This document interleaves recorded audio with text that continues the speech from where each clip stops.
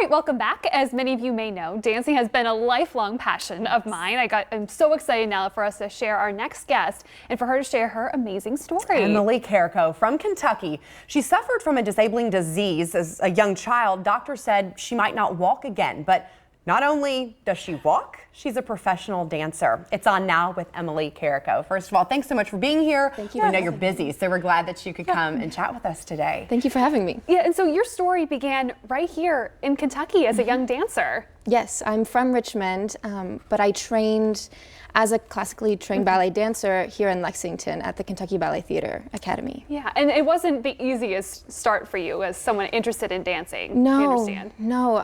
I was diagnosed with spondylolisthesis, which is a condition where the vertebrae slip off of each other. So I was right on the, I was running the risk of being paralyzed from the waist down. And I had a spinal fusion. And from there I did rehab. I learned to walk again. And my parents put me in ballet. How young were you when you went through the fusions and those surgeries? 4 years old. Okay. Oh, Yes. wow. Yes. So I was 6 when I was able to have the mobility to achieve something like ballet. And it helped me strengthen my back and my core and also not get so stiff, because doctors feared that after the operation that I wouldn't have proper flexibility. So it helped me gain strength and keep that flexibility that everyone should have in their spine. You started out doing ballet. Did you think at the time, or did your parents think, probably nobody did, that it would turn into being such a passion for you at the time? Yeah, no, I think it was just an extracurricular activity that my parents put me in, and I don't think I really ever looked back or looked to do anything else. Ever since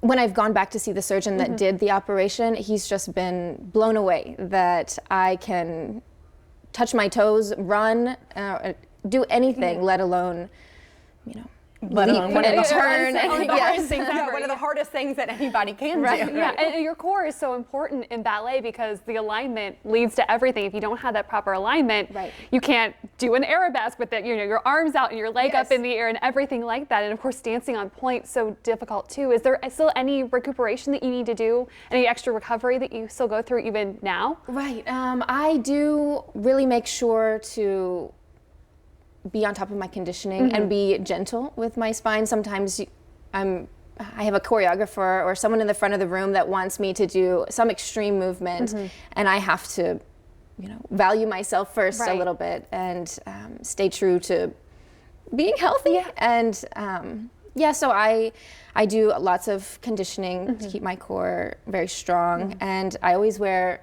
a heating pad in the morning before I do any exercise, just to make sure that everything is nice and warm, not to, do any damage. Yeah, and of course now you're dancing with one of the elite companies in the country. You're at the Atlanta Ballet. Yes. How has it been with your seasons there? It's been a dream. Yeah. I've really been fortunate to have found a place that appreciates me as an artist and that I love being a part of. Yeah. What's been your favorite role that you've performed so far?